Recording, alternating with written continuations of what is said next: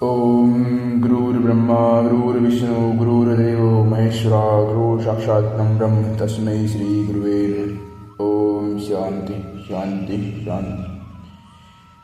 भगवत गीता अध्याय 6 ध्यान योग।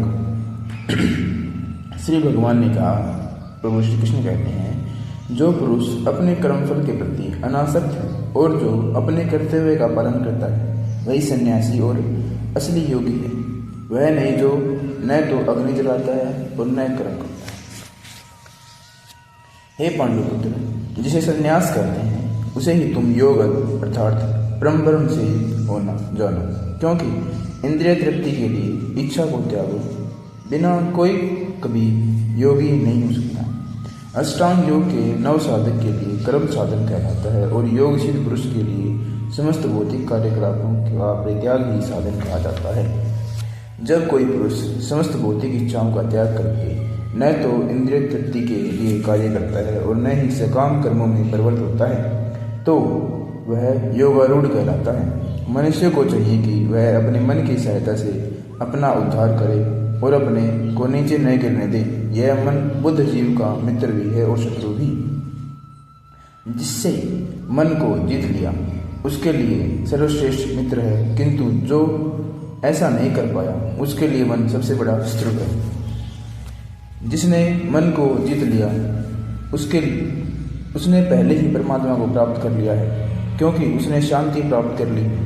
ऐसे पुरुष के लिए सुख दुख, सर्दी गर्मी एवं मान सम्मान, मान अपमान एक जैसे हैं। वह व्यक्ति आत्म साक्षात्कार को प्राप्त तथा योगी कहलाता है, जो अपने अर्जित ज्ञान तथा अनुभूति से पूर्णतः संतुष्ट रहता है। ऐसा व्यक्ति अध्यात्म को प्राप्त तथा जितेंद्रिय कहलाता है।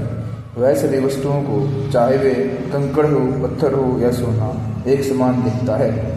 जो मनुष्य निष्कपट, हितैषी, प्रिय मित्रों, तटस्थों, मध्यस्थों, ईर्ष्यालुओं, शत्रुओं तथा मित्रों, पुण्यात्माओं एवं पापियों का समान भाव से देखता है तो वह भी और भी उन्नत हो जाता है। योगी को चाहिए कि वह सदैव अपने शरीर, मन तथा आत्मा को परमेश्वर में लगाए, एकांत स्थान में रहे और बड़ी सावधानी के साथ अपने मन को वश में करे।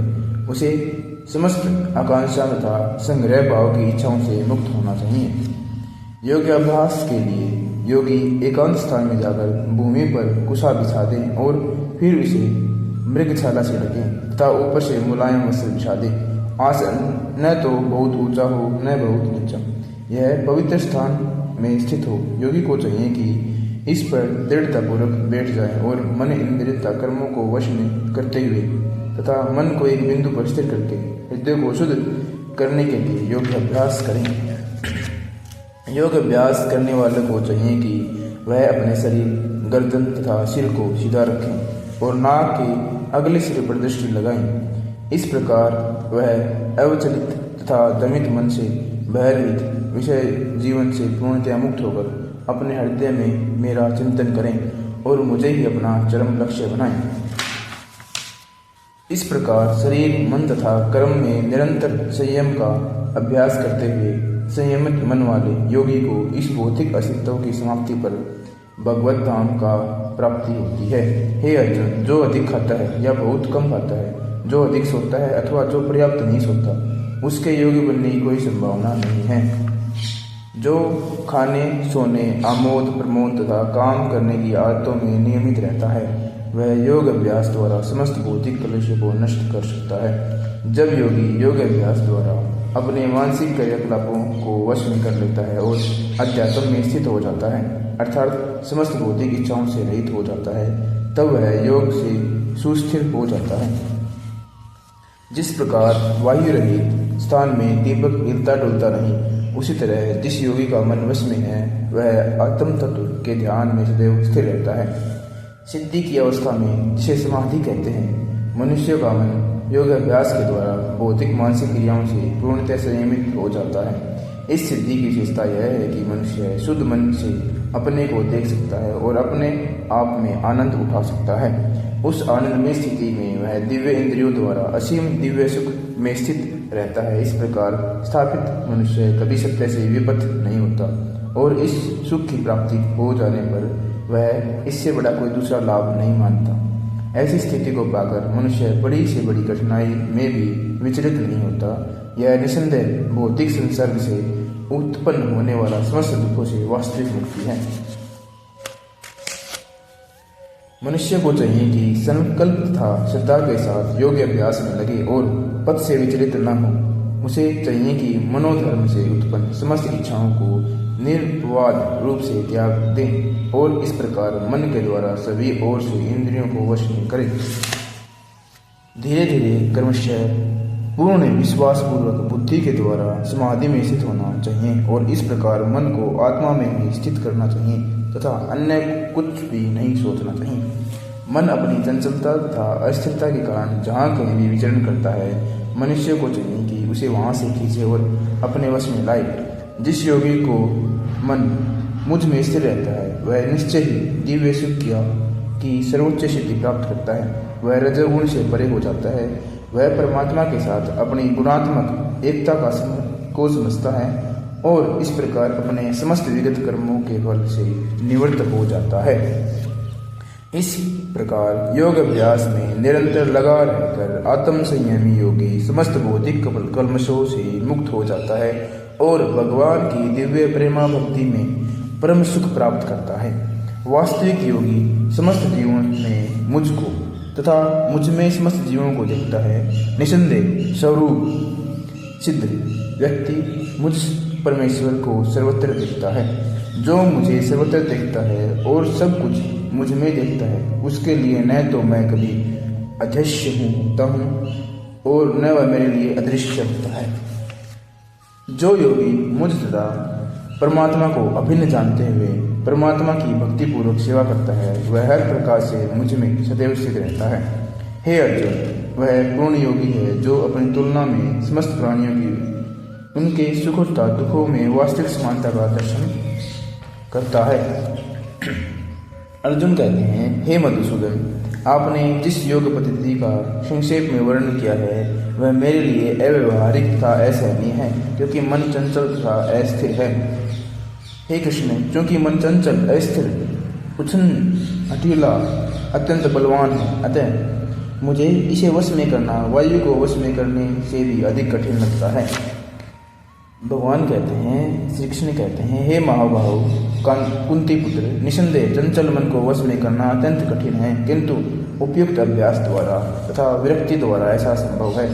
जिसका मन उच्छृंखल जिसके लिए आत्म साक्षात्कार कठिन कार्य होता है, किंतु जिसका मन संयमित है और जो समुचित उपाय करता है उसकी सफलता ध्रुव है, ऐसा मेरा मत है।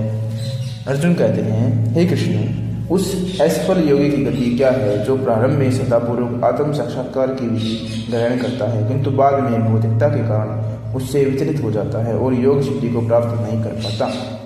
हे महाबाहु कृष्ण, क्या ब्रह्म प्राप्ति के मार्ग से भ्रष्ट ऐसा व्यक्ति आध्यात्मिक तथा भौतिक दोनों ही सफलताओं से च्युत नहीं होता और छिन्न भिन्न बादल की भांति विनष्ट नहीं हो जाता, जिसके फलस्वरूप उसके लिए किसी लोक में कोई स्थान नहीं रहता। हे कृष्ण, यदि मेरा संदेह है और मैं आपसे इसे पूर्णतः दूर करने की प्रार्थना करता हूँ, आपके अतिरिक्त अन्य कोई ऐसा नहीं है जो इस संदेह को नष्ट कर सकता है।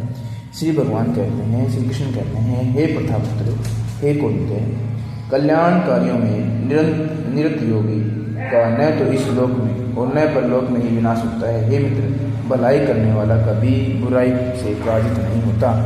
असफल योगी पवित्र आत्माओं के लोकों में अनेकानेक वर्षों तक भोग करने के बाद या तो सदाचारी पुरुषों के परिवार में या फिर की धनवानों के कुल में जन्म लेता है, अथवा यदि दीर्घ काल का योग करने के बाद असफल रहे तो वह ऐसे योगियों के कुल में जन्म लेता है जो अति बुद्धिमान है। निश्चय ही इस संसार में ऐसा जन्म दुर्लभ है।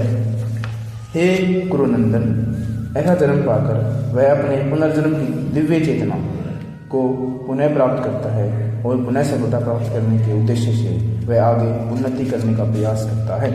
अपने पूर्व जन्म की दैवीय चेतना से वह न चाहते हुए भी स्वतः योग के नियमों की ओर आकर्षित होता है। ऐसा जिज्ञासु योगी शास्त्रों के अनुष्ठानों से परिचित होता है।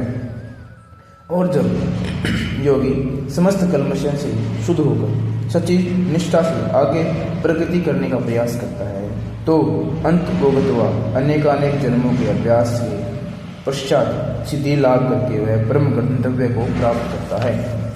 योगी पुरुष तपस्वी से, ज्ञानी से तथा सकाम कर्मी से बढ़कर होता है। अतः हे अर्जुन, तुम सभी प्रकार से योगी बनो और समस्त योगियों में से जो योगी अत्यंत श्रद्धापूर्वक मेरे परायण है, अपने अंतकरण में मेरे विषय में सोचता है और मेरी दिव्य प्रेमा भक्ति करता है, वह योग में मुझ में परम अंतरंग रूप से युक्त रहता है और सबों में सर्वोच्च है। यही मेरा मत है। ओम योगीनाम अपि सर्वेषां मदतेनान्तरात्मनं श्रद्धावान् भजते यो मां स मे युक्ततमो मतः। ओम श्रीमन्नारायणाय वासुदेवाय नमो नमः।